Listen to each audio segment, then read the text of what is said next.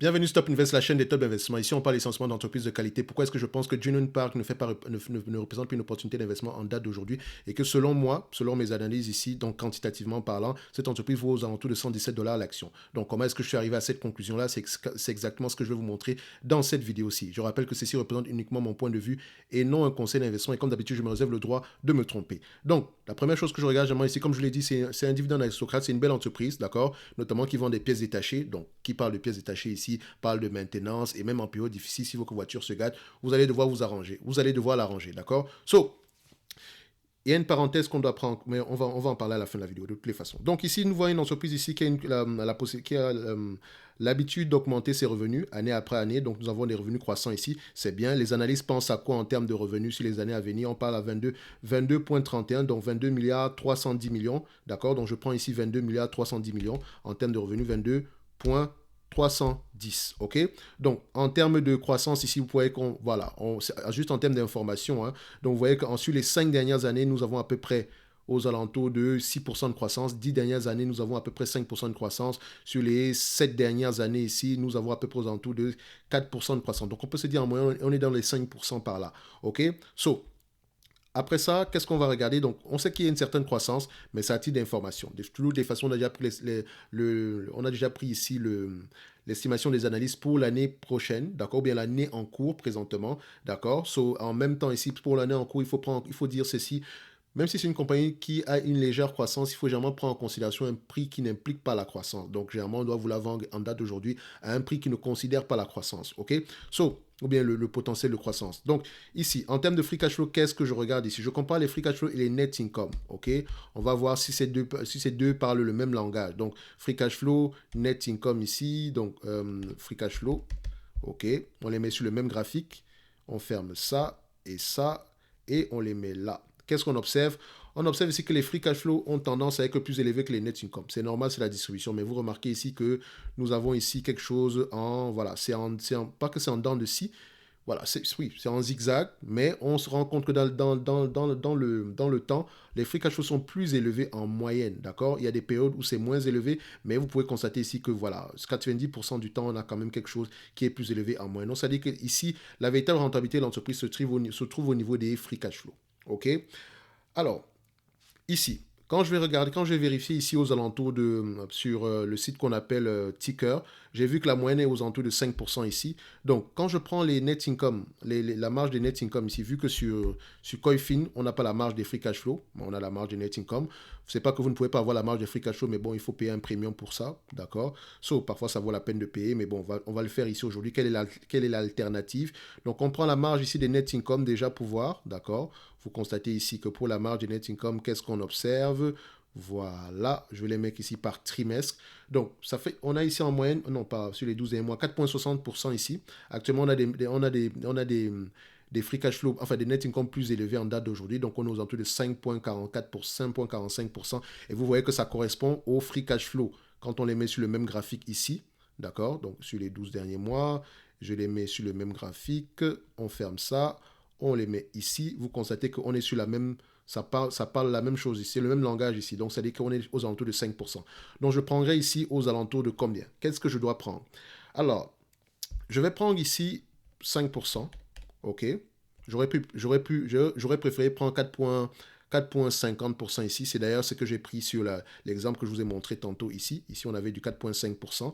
Mais j'ai pris 5% ici. D'accord? So, ça ne va pas changer grand-chose de toutes les façons. So, après ça, qu'est-ce qu'on va regarder ici? On va regarder le niveau de dette net. Est-ce que l'entreprise ici, c'est une entreprise qui augmente, qui a une énorme dette? Enfin, pas une énorme dette, mais qui a l'habitude de... Quel est le niveau d'endettement ici en termes de volume? 3 milliards 410 millions.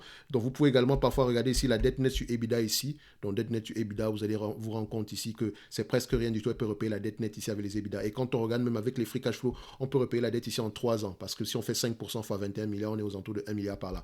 Donc, maintenant, en termes de nombre d'actions, qu'est-ce que nous avons en date d'aujourd'hui? Donc, en termes de nombre d'actions, est-ce que c'est une entreprise qui rachète ses actions ici?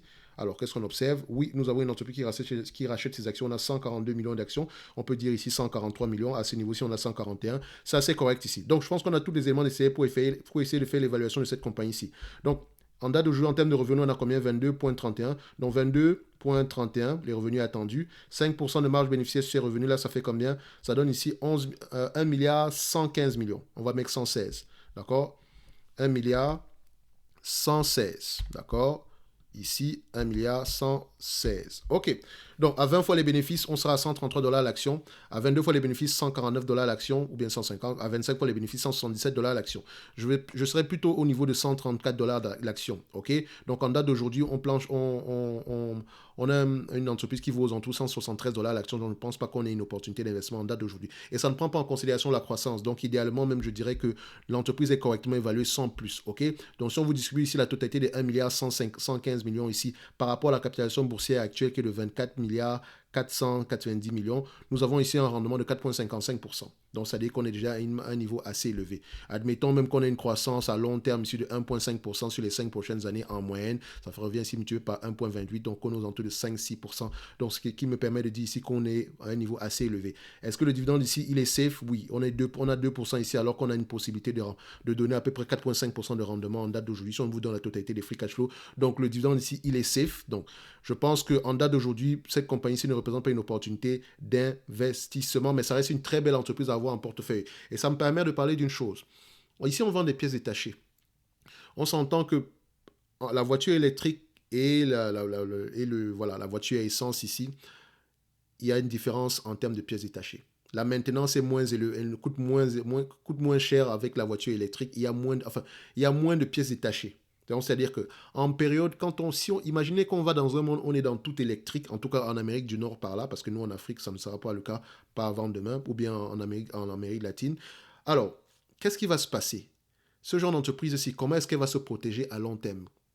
Est-ce que le potentiel de croissance est autant élevé avec les voitures électriques? Je sais que les deux vont cohabiter de toutes les façons parce qu'on ne va pas renouveler le parc automobile comme ça, mais il faut déjà voir plus loin que ça. La voiture électrique implique quoi? Comment est-ce que ça on va s'en sortir à ce niveau-là? Vu qu'il n'y a pas autant de pièces détachées dans la voiture électrique que dans la voiture, dans les voitures à essence. D'accord? Comment est-ce qu'on fait pour se protéger? D'accord? C'est la même chose ici avec les entreprises qui exercent ici dans la vente des voitures, je pense bien, c'est bien ça? Oui, c'est la vente des concessionnaires. Comment est-ce que ceux qui vendent les voitures neuves ici, enfin, les voitures neuves ici, excusez-moi, pas les voitures neuves, excusez-moi, mon français est en lambeau aujourd'hui.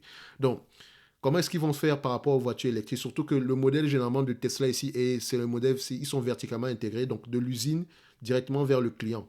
Donc voilà, quand on ne passe même pas par un concessionnaire lambda, ok? Donc ils savent exactement à peu près quel nombre de voitures ils doivent produire ici. Donc c'est plus comme l'ancien modèle où on produisait, on allait mettre ça dans les parcs dans les parkings pour concessionnaires ici, et voilà, il y avait toujours un inventaire ici assez stable, d'accord? Je pense que le nouveau modèle ici veut qu'on ait moins d'inventaire que ça. Non. Comment est-ce qu'ils vont faire pour pouvoir s'adapter à la nouvelle situation? Point d'interrogation. Ce sont des questions que je me pose juste ici, d'accord? Parce que je pense qu'il est légitime de se les poser en date d'aujourd'hui. Mais pour Genuine Park, c'est une belle entreprise, mais au prix actuel, c'est rien d'exceptionnel, ok? C'est vrai également que, voilà, si on donne une opportunité, je ne dirais pas qu'on est surévalué, mais on est déjà à un niveau assez correct ici, d'accord? Donc, celui qui a l'habitude d'acheter du Genuine Park en DVA, vous savez que je n'aime pas utiliser le terme DCA. Voilà, le prix actuel n'est pas exceptionnel, mais vous ne payez pas quelque chose d'assez élevé. D'accord? Mais je vous dirais, essayez de regarder s'il n'y a pas une opportunité d'investissement ailleurs sur des entreprises qui exercent à peu près dans la même catégorie. OK? Donc, on va se donner rendez-vous sur la prochaine vidéo et d'ici là, portez-vous bien. Merci.